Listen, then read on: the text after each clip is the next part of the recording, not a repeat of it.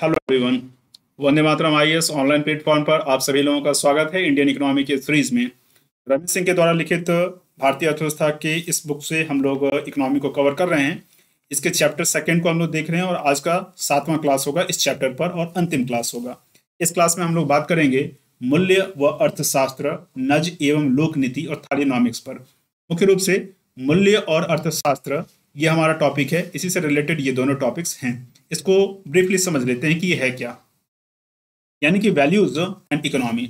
Normally economy वर्तमान का जो है, जो पश्चिमी देशों के द्वारा मुख्य रूप से आगे बढ़ाया गया, वहीं के विद्वानों ने इससे रिलेटेड विभिन्न सिद्धांत दिए जिसके बारे में हम विस्तार पूर्वक अध्ययन कर भी रहे हैं।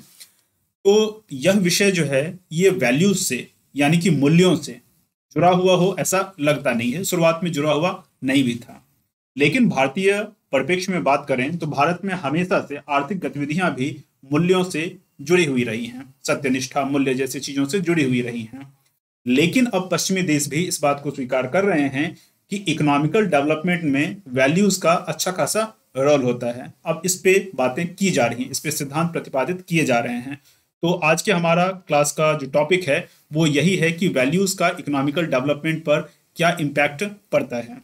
तो चलिए स्टार्ट करते हैं।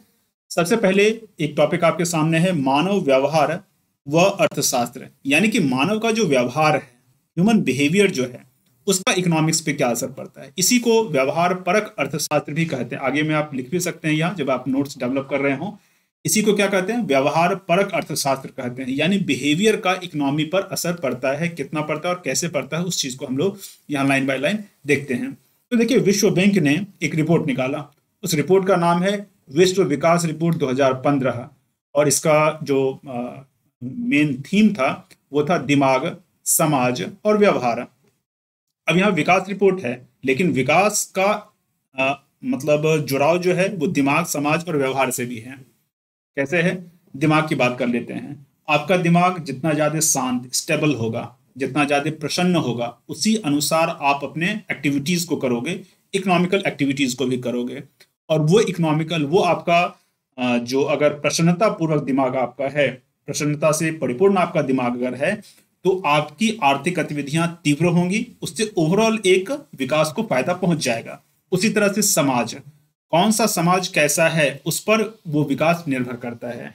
जैसे कि एक ग्रामीण और स्थानीय अर्थव्यवस्था वाला समाज अगर है, परंपरागत समाज है, तो उससे आधुनिक अर्थव्यवस्था का विकास प्रभावित होता है। इसीलिए परंपरागत समाज या ग्रामीण समाज, स्थानीय अर्थव्यवस्था के को महत्व देने वाले समाज को ज्यादा महत्व नहीं दिया जाता है वर्तमान आधुनिक परिप्रेक्ष्य में।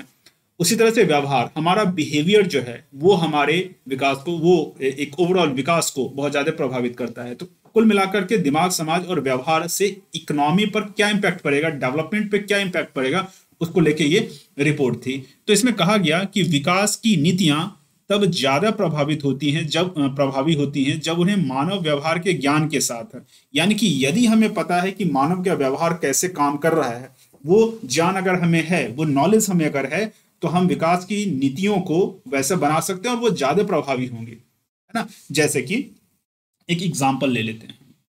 आपने अपने मोबाइल में इंटरनेट से कुछ खोजा। सपोज करो कि आपको एक मोबाइल लेना है, ठीक है, आपको एक मोबाइल लेना है। आप देखेंगे कि कुछ समय तक आपके पास मोबाइल से रिलेटेड एडवर्टाइज आते रहेंगे, कुछ समय तक आते रहेंगे। आपने कुछ भी, जूता, छाता, कुछ भी, वॉटएवर, कुछ भी वहां सर्च किया, उससे रिलेटेड एडवर्टाइज आने लगेंगे। आप किस एज ग्रुप के हो उस अनुसार आपके पास एडवर्टाइज आते हैं। आप किस तरह की सोच विचार वाले लोग हो, वैसे चीजों को यूट्यूब या अन्य जो सोशल प्लेटफॉर्म है वो आपके सामने ज्यादा रखते हैं। कि या यूट्यूब में तो ऐसा होता ही है कि आप जिस तरह के चैनल को देखोगे उसी तरह का चैनल रिकमेंड किया जाएगा, है ना। तो ये भी कहीं ना कहीं मानव मस्तिष्क की जो प्रवृत्ति है, जो टेंडेंसी है, जो काम करने की उसकी जो उसका जो तरीका है, उसके आधार पर इंटरनेट आधारित व्यापार जो है क्या हो रहा है, काम करता है। डाटा साइंस के माध्यम से उसका इस्तेमाल किया जाता है। तो ये बात जो है, ऐसा नहीं कि ये संयोग से ऐसा हो रहा है, प्रॉपरली इन सब चीजों पे रिसर्च किया जाता है कि ह्यूमन बिहेवियर का इकोनॉमी पे क्या इम्पैक्ट पड़ने वाला है। तो इस रिपोर्ट में भी 2015 में भी ऐसा कहा गया। यह रिपोर्ट विकास के व्यवहार परक व सामाजिक आधारों पर केंद्रित थी। ये रिपोर्ट जो थी वो इन सब चीजों पर केंद्रित थी। ये सब जो बातें हैं डियर स्टूडेंट्स बड़ी महत्वपूर्ण हैं। कई बार जब हम एग्जाम में इस तरह के प्रश्नों को देखते हैं तो हमारे दिमाग में आता है कि क्या ये तो बहुत आसान बात है कि दिमाग, समाज और व्यवहार का विकास पे क्या इम्पैक्ट पड़ेगा, कुछ भी लिख देंगे। ये याद रखना, यूपीएससी की जब आप तैयारी करते हो तो इन छोटी छोटी चीजों को, जो दिखने में छोटी हैं वास्तव में छोटी होती नहीं है, क्योंकि इनके पीछे अपना कुछ ना कुछ नैरेटिव सेट किया जाता है, इनके पीछे कुछ ना कुछ जो है कॉन्सेप्चुअल बातें हुआ करती हैं। तो कुछ बातें तो आपको खुद लगता है कि मैं खुद लिख दूंगा या लिख दूंगी, नहीं। जो इन रिपोर्टों में बताया जाता है, चीजें बहुत आसान लग सकती हैं, लेकिन जैसा बताया जा रहा है वैसे ही वैसे लिखना है, तभी आपको मार्क्स मिलेगा। कई बार आप देखोगे कि खास करके इंग्लिश मीडियम के स्टूडेंट्स जो तैयारी कर रहे हैं उनका सिलेक्शन का रेशियो बहुत ज़्यादा है दूसरे मीडियम की तुलना में। ऐसा क्यों है पता है? उसका सबसे बड़ा कारण है कि इंग्लिश माध्यम के स्टूडेंट्स जो तैयारी कर रहे हैं वो जिन रिपोर्टों को पढ़ते हैं, जिन चीज़ों को भी पढ़ते हैं, उसको उसी फॉर्म में लिख के आ जाते हैं, अपना दिमाग ज़्यादा लगाते नहीं हैं। ठीक है, मतलब इंग्लिश में कई बार ऐसा होता है कि इंग्लिश में कोई कंटेंट लिखा हुआ है तो उसको एज इट इज मतलब ग्रहण करने के बारे में लोग सोचते हैं, लेकिन वही अपने लैंग्वेज में अगर कोई चीज लिखा हुआ है तो लगता है ठीक है, उसको ज्यादा महत्व नहीं देता। अच्छा, ये सब बातें तो पढ़ी हुई, ये सब बातें तो समझी हुई हैं, हम खुद से इसको एक्सप्लेन कर सकते हैं। गलती यही हो जाती है, हमें खुद से चीजों को एक्सप्लेन नहीं करना चाहिए। कुछ विषयों में ऐसा कर सकते हैं, कुछ विषयों में ऐसा छूट है, लेकिन हर एक जगह नहीं। मान लो कि यही सवाल पूछ दिया कि आर्थिक विकास का मानव व्यवहार से क्या संबंध है, इसी को रेखांकित कीजिए या इस पर प्रकाश डालिए। अब क्या करो, अपने मन से बहुत सारे स्टूडेंट बहुत कुछ लिख के आ जाएंगे, लेकिन उनको नंबर नहीं मिलेगा जब तक कि वो इस तरह के ठोस चीजों को नहीं डालते हैं। विश्व विकास रिपोर्ट 2015 के बारे में बताया, इसमें जो कुछ एक आउटकम निकला उसके बारे में बताया, ठीक है। तो आपको उसी अनुसार चलना है, तभी आपको यूपीएससी के मेंस में मार्क्स मिलेगा। पीटी का सवाल भी इन्हीं सब चीजों से पूछा जाता है, ध्यान रखना। आगे बढ़ते हैं। इसके अनुसार व्यवहार परक अर्थशास्त्र को समझने वाले नीति निर्णय विकास को बढ़ावा देने में प्रभावी भूमिका निभाते हैं। मतलब वैसा नीति का निर्णय जिससे जिसमें जो है व्यवहार परक अर्थशास्त्र को महत्व दिया गया हो, जिसमें व्यवहार परक अर्थशास्त्र को महत्व दिया गया हो, ऐसे नीति निर्णय जो है विकास को क्या करते हैं, पॉजिटिव रूप से प्रभावित करते हैं। अब इसके कुछ उदाहरण ले लेते हैं। क्या वास्तव में व्यवहार परक अर्थशास्त्र का इम्पैक्ट पड़ता है, क्या अर्थव्यवस्था पे इम्पैक्ट पड़ता है, ठीक है, विकास पर इम्पैक्ट पड़ता है? इस चीज को समझने के लिए कुछ एग्जाम्पल यहाँ दिए गए हैं। 3 एग्जाम्पल हैं, तीनों बहुत ही प्रैक्टिकल और सामान्य एग्जाम्पल हैं, लेकिन उसका इम्पैक्ट बहुत ज्यादा और उसको आसपास के मतलब उदाहरण से आप समझ सकते हैं। जैसे कि पहला उदाहरण आपके सामने है कि वर्क प्लेस, आप कोई भी वर्क प्लेस में चले जाओ, आधुनिक वर्क प्लेस जो है बहुत ज्यादा चमक धमक वाला रहेगा, बहुत ज्यादा साफ सुथरा चमक धमक वाला, चीजें जो है बहुत अच्छे से व्यवस्थित की हुई, ऐसा होता है। खास करके प्राइवेट ऑफिस जो हैं उसमें आप ये स्पष्ट रूप से देखोगे कि बहुत चमक दमक, साफ सफाई, व्यवस्थित तरीके से, ठीक है, हर एक चीज वेल मेंटेन, ऐसा कुछ आपको दिखता है। वो क्यों ऐसा होता है? उसके पीछे एक लॉजिक है, एक कॉन्सेप्ट है। कॉन्सेप्ट व्यवहार परक अर्थशास्त्र से जुड़ा हुआ है।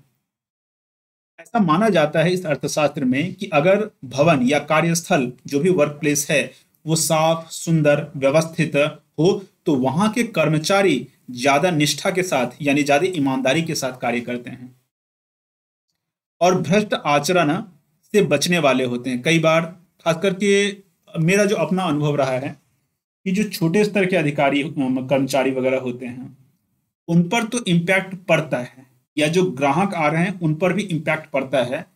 भ्रष्ट आचरण कर रहे हैं या नहीं कर रहे हैं, अब ऊपर ऊपर से तो लगता है कि भ्रष्ट आचरण नहीं करेंगे, लेकिन भ्रष्टाचार वहां भी होता है और बड़े लेवल पे होता है। जैसे एक हॉस्पिटल है, एलोपैथिक वाला हॉस्पिटल है मान लो, बहुत ही चमक धमक वाला रहता है प्राइवेट हॉस्पिटल। वहां आप कई बार देखोगे कि बहुत ही अनैतिकता, मतलब एकदम से आकंठ डूबी हुई अनैतिकता आपको वहां दिख जाएगी। वहां इस तरह की साफ सफाई या फिर सुंदरता का रियल में इम्पैक्ट तो नहीं दिखा। लेकिन हाँ, अब चूंकि एग्जाम में अगर ऐसा आएगा तो इन सब चीजों का हमें एग्जाम्पल दे देना पड़ेगा। हॉस्पिटल में तो यहाँ तक होता है कि कोई मरीज है और उसका इलाज किया जा रहा है, डॉक्टर सफल नहीं हो पाए, वो मरीज जो है वो चल बसा। अब उसकी लाश को भी देने के लिए पहले कहते हैं कि पैसा पे करो तब देंगे। और भी कई तरह से अनैतिक चीजें जो हैं, खासकर हॉस्पिटल में आप देख लो, बड़े बड़े जो स्कूल्स होते हैं, प्राइवेट स्कूल, वहाँ देखो कितनी बड़ी मात्रा में जो है वो डोनेशन का डिमांड किया जाता है। उसके बिना एडमिशन ही नहीं होगा, खासकर दिल्ली वगैरह में तो ये खुलेआम चल रहा है।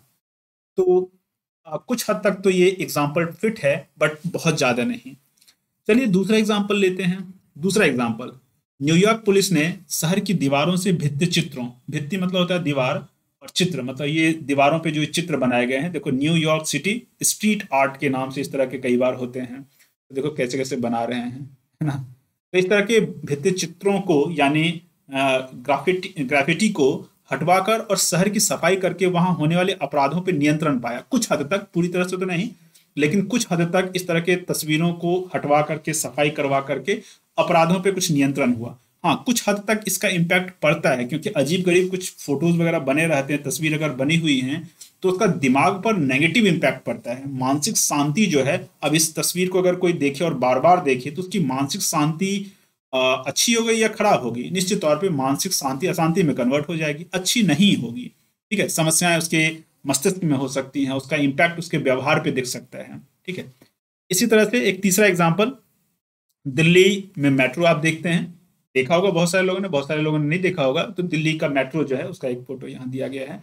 तो इसमें यात्रा के दौरान लोगों का व्यवहार जो है वो बेहतर हो जाता है। कई बार इंस्ट्रक्शन भी रहते हैं कि यहाँ नीचे बैठ करके आप कोई खाना नहीं खाएंगे, नीचे ऐसे बैठेंगे नहीं, ठीक है ना, गंदगी नहीं फैलाएंगे, जो कुछ गुटखा या कुछ खा करके ऐसे फेंकते रहते हैं, थू थू थू थू करते रहते हैं, वो नहीं करेंगे।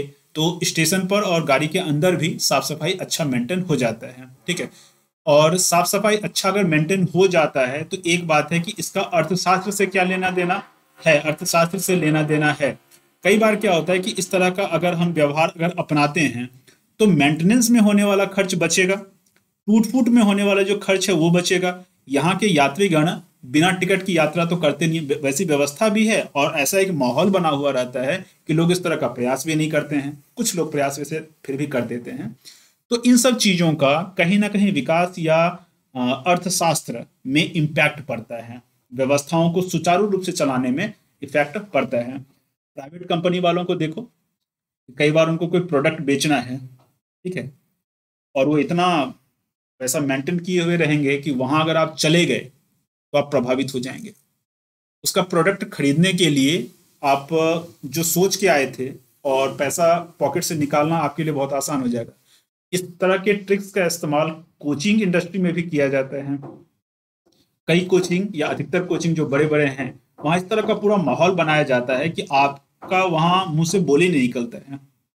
वहां मतलब एक छोटे से चीज के लिए, एक छोटे से कोर्स के लिए भी, जैसे एक टीचर है यहाँ मुखर्जी नगर में, वो एक निबंध का कक्षा मुश्किल से, उसमें इतना कम ट्रिक्स है, कुछ ट्रिक्स नहीं है, वो सामान्य कुछ ट्रिक्स के सहारे वो पूरे निबंध को पढ़ाता है, 7-8 दिन तक बच्चों का दिमाग खाता है, और 8 से 10 हजार रुपये, 12 हजार रुपये वसूल लेता है। क्यों? क्योंकि वहां आप बोल नहीं पाएंगे। और उसी चीज को कोई ईमानदार टीचर चाहे तो 2-3 दिन में बहुत अच्छे से समझा सकता है, 1000-2000 लेकर के ये काम कर सकता है। लेकिन इस दूसरे वाले टीचर के पास आदमी जाएगा नहीं, अगर वो बहुत बड़ा टीचर नहीं है, बहुत ज़्यादा फेमस नहीं है, उसका भाव भंगिमा वहाँ का जो ऑफिस वगैरह का है, समझाने वाले जो वहाँ होते हैं काउंसलर वगैरह, वो अगर उस तरह से अपने आप को प्रेजेंट ना करे तो 8 हजार रुपये या 10 हजार रुपया देना थोड़ा कठिन हो जाएगा, है ना, ऐसा होता है। तो कोचिंग इंडस्ट्री जैसे एकदम से शुरुआती स्तर में भी हम ऐसा देख सकते हैं।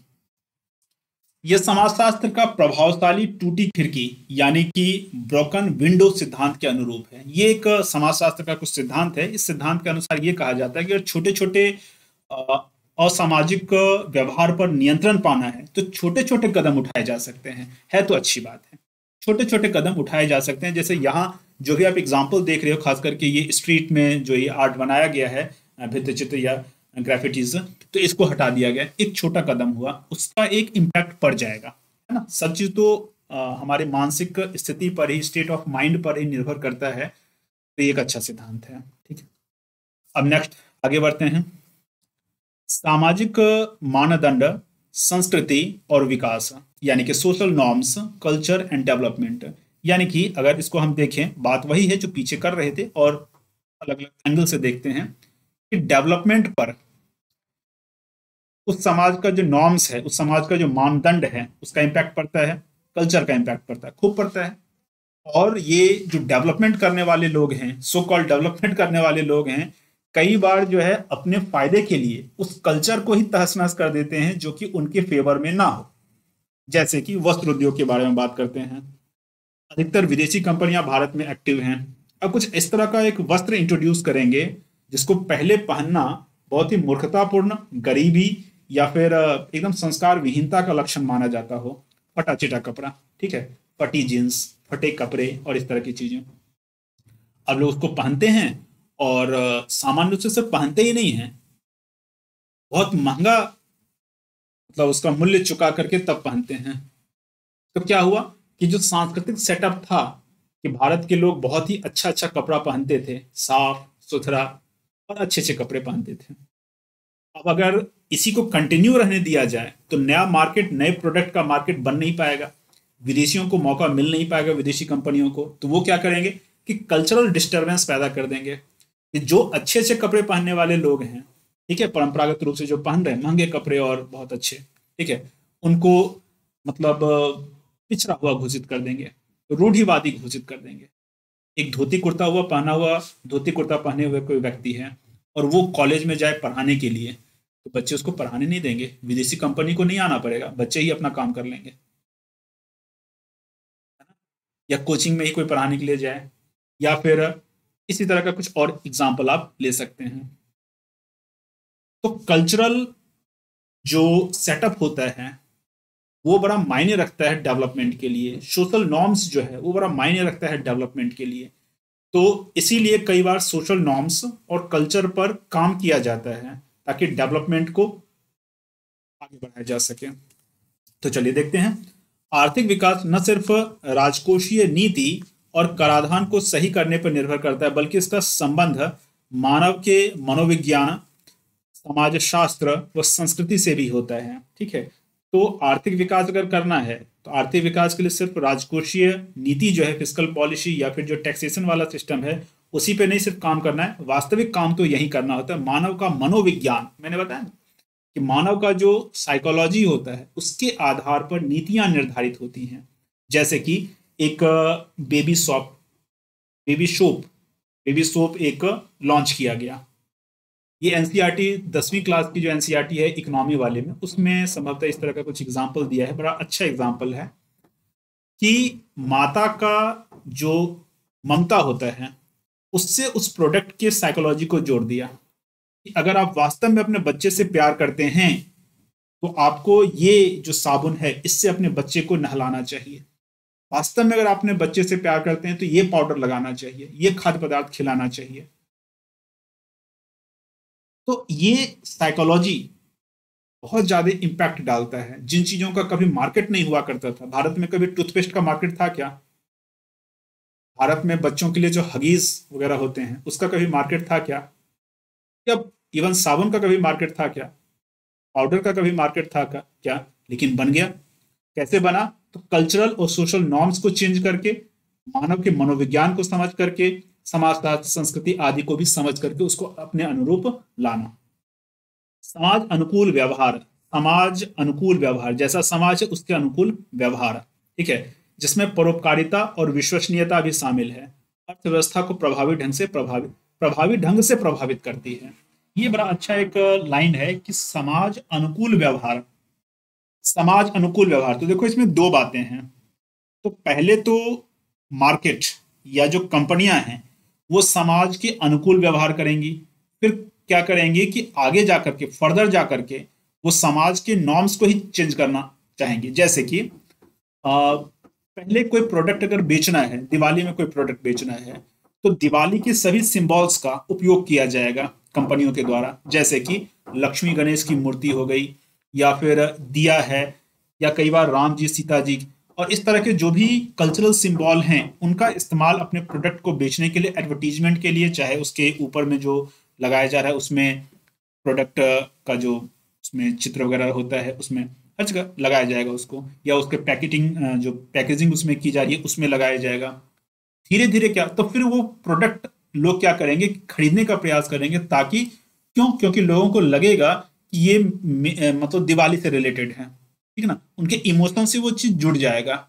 और वैसा प्रोडक्ट जिसमें ये सब चीजें ना हो तो उसको वो नहीं खरीदने का, क्योंकि लिंक नहीं कर पा रहे हैं, कनेक्ट नहीं कर पा रहे हैं, खरीदने लगे। लेकिन बाद में धीरे धीरे समाज के नॉर्म्स को बदलते बदलते ऐसा किया जाएगा कि दिवाली में प्रोडक्ट बेचेंगे तो, लेकिन उसमें जो कल्चरल सिंबल है उसको धीरे धीरे धीरे धीरे धीरे धीरे करके गायब करते चले जाएंगे। इवन ऐसा भी हुआ था, एक संभवतः महाराष्ट्र की एक महिला हैं, उन्होंने इसी बात को लेकर के एक कैंपेन चलाया, नो बिंदी नो बिजनेस। आप हैशटैग करके अगर नो बिंदी नो बिजनेस सर्च करो तो तुरंत आ जाएगा। तो उन महिला ने देखा कि वास्तव में क्या हो रहा था कि पहले दिवाली के जो भी प्रोडक्ट बन रहे थे, जो भी एडवर्टाइज हो रहा था, उसमें दिवाली के सिंबल का इस्तेमाल किया जा रहा था। लेकिन पिछले कुछ समय से, कुछ सालों से इस तरह के सिंबल को धीरे धीरे धीरे धीरे करके खत्म कर दिया गया। तो उनको लगा ये कि मैं जिस प्रोडक्ट को खरीद रही हूं, वो प्रोडक्ट जो है, उस प्रोडक्ट का को बनाने वाला जो है, वो मेरे कल्चर का सम्मान नहीं कर रहा है, जबकि उसको तो करना चाहिए। अगर उसको मेरे साथ बिजनेस करना है तो मेरे कल्चर का सम्मान भी करना चाहिए, क्योंकि अगर वो कल्चर, वो त्योहार अगर ना हो तो उसका बिजनेस नहीं होगा। तो उन्होंने ये कैंपेन चलाया था। तो कुल मिलाकर के हम लोग फिर से एक बार अपने टॉपिक पर लौटते हैं कि सामाजिक मानदंड, संस्कृति, इन सब चीजों का विकास पर बहुत बड़ा इम्पैक्ट पड़ता है। ठीक है, अब दूसरा पॉइंट लेते हैं, मूल्य और अर्थशास्त्र, वैल्यूज एंड इकोनॉमी। नैतिकता, परोपकार और मूल्य जैसी बातें इंसानी दिमाग का जन्मजात हिस्सा होता है ना। नैतिक गुणों की पहचान का आर्थिक विकास पर असर भी पड़ता है, लेकिन परंपरागत अर्थशास्त्र में इन बातों को बहुत ज्यादा महत्व नहीं दिया गया, जैसा मैंने एकदम से शुरू में बता दिया गया था। लेकिन अब जो है, जो भी अर्थशास्त्री हैं वो इन सब चीजों को ध्यान से देखते हैं, समझते हैं, ठीक है, और इसके अनुसार अपने विकास की नीतियों को तय करते हैं। लेकिन हालिया शोध दिखाते हैं कि समाज में कुछ अच्छे लोग होने से व्यवहार का स्तर ऊपर उठ सकता है, जिससे हम कुल मिलाकर एक बेहतरीन समाज बना सकते हैं। किसी देश के लिए सामाजिक मानदंडों को विकसित और पोषित किया जा सकता है, और यह मानदंड सक्रिय अर्थव्यवस्था को जन्म दे सकते हैं। यानी कि हम खुद से, मतलब खुद के प्रयासों से एक अच्छे सामाजिक मानदंड को तैयार कर सकते हैं और एक सक्रिय अर्थव्यवस्था को जन्म दे सकते हैं। देश की आर्थिक प्रगति की बात करते हुए सारा ध्यान, चाहे वो प्रशंसा हो या फिर आलोचना, कई बार हम क्या करते हैं कि सरकार पर ही हमारा ध्यान या मतलब प्रशंसा या फिर आलोचना केंद्रित होती है सरकार पर। लेकिन वास्तविकता यह है कि सिर्फ गवर्नमेंट नहीं, बल्कि नागरिक समाज, गवर्नमेंट के साथ साथ विभिन्न फर्म यानी कंपनियां जो हैं, किसान, आम नागरिक, इन सब का भी आर्थिक प्रगति आदि पर बहुत इम्पैक्ट पड़ता है, इन सब के एक्टिविटीज का, इन सब के सोच विचार का। ठीक है, एक सेकेंड।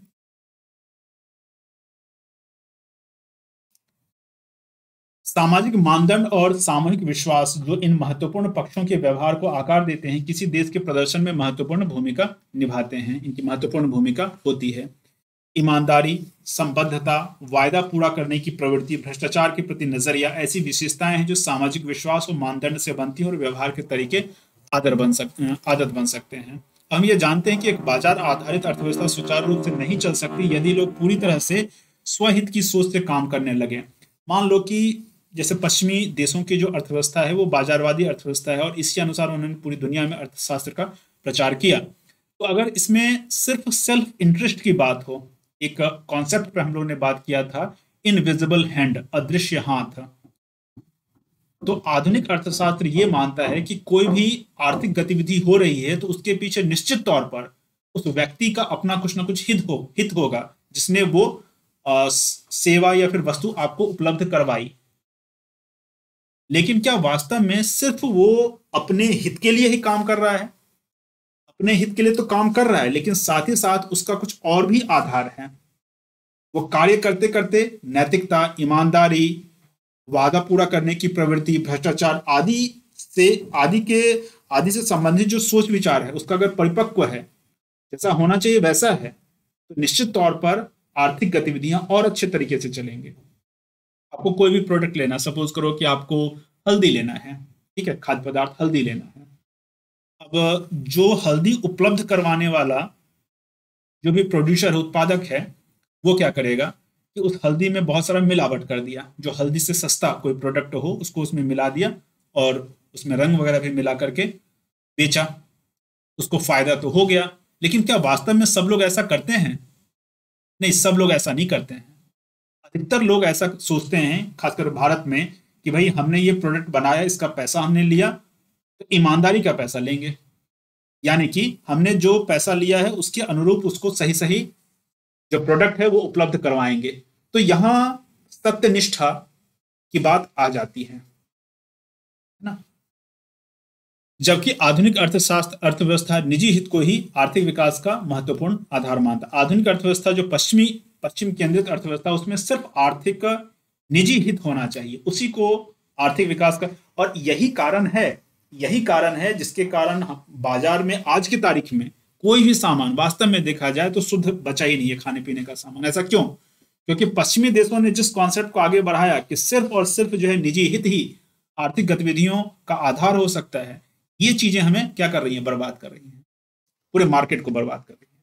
कई शोधों से अब हम इस निष्कर्ष पे पहुंचे हैं कि ईमानदारी और सत्यनिष्ठा को पोषित किया जा सकता है, जिससे एक मूल्य युक्त समाज बनेगा, और एक मूल्य युक्त समाज सक्रिय अर्थव्यवस्था के निर्माण में सहायक हो सकेगा। जैसा कि मैंने बताया कि पहले भी भारत में व्यापार व्यवसाय होते रहता था, बहुत अमीर अमीर लोग, पैसे वाले लोग रहते थे, सेठ रहते थे, लेकिन फिर भी कभी भी ऐसा नहीं होता था कि अपने जो सत्यनिष्ठा है उससे वो कॉम्प्रोमाइज कर लें। पैसा कमाएंगे लेकिन अपने सत्यनिष्ठा पर रह के पैसा कमाएंगे। ठीक है, तो आधुनिक अर्थशास्त्री भी इस बात को समझ रहे हैं कि इन सब चीजों का भी बड़ा अच्छा रोल है आर्थिक विकास में। अब एक दूसरा कॉन्सेप्ट लेते हैं, जुड़ा हुआ कॉन्सेप्ट है नज एवं लोक नीति। यानी कि लोक नीति यानी कि पब्लिक पॉलिसी जब हम बनाएं तो नज का भी हम उपयोग कर सकते हैं। नज का मतलब क्या हुआ? देखो, नज का जो शाब्दिक अर्थ है वो है कि किसी को कोहनी से हल्का धक्का देना, ठीक है, धकेलना। धकेलने का मतलब है यहाँ प्रोत्साहित करने से रिलेटेड है। यहाँ धक्का देने का मतलब प्रोत्साहित करना। जैसे मान लो कि कोई व्यक्ति अपना जो प्रोडक्ट बना रहा है उसमें वो सत्यनिष्ठा को कायम रखे कि नहीं भाई, मैंने मुझे जो सामान मार्केट में देना है, ग्राहकों को देना है, उसके बदले पैसा लेना है, मिलावट नहीं करना है, गलत सामान नहीं देना है।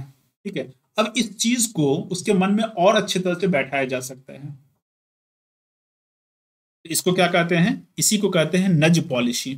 तो खैर, अभी मैं व्यावसायिक बात नहीं कर रहा हूं, अभी पब्लिक पॉलिसी के संदर्भ में बात कर रहे हैं। जैसे मान लो कि कोई स्कीम बनी, कोई योजना बनी, अब उस योजना को सुचारू रूप से चलाने के लिए नज पॉलिसी का किस तरह से इस्तेमाल किया जा सकता है, लोगों को प्रोत्साहित करने की नीति का किस तरह से इस्तेमाल किया जा सकता है, उसके संदर्भ में आप कुछ योजनाओं को देख सकते हैं। जैसे कि व्यवहारपरक अर्थशास्त्र का मानना है कि लोगों से इच्छित व्यवहार करवाने में नज की प्रमुख भूमिका होती है।